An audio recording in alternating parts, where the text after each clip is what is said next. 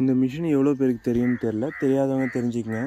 இந்த இடத்துல வந்து பார்த்திங்கன்னா ஒரு மோட்ரு வந்துடும்.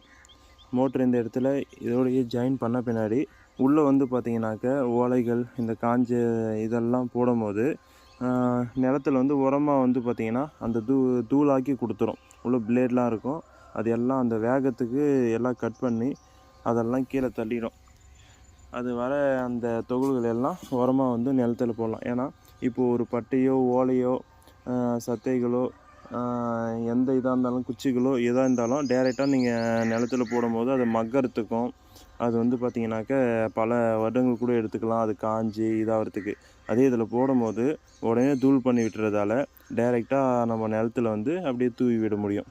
அதுக்காக பயன்படுதுங்க. இது விவசாயிங்க நிறைய பேருக்கு தெரியும்னு நினைக்கிறேன். நம்ம வாங்கி பல வருஷம் ஆயிடுச்சு. அப்போது இது பயன்பாட்டிற்கு பயன்பட்டது.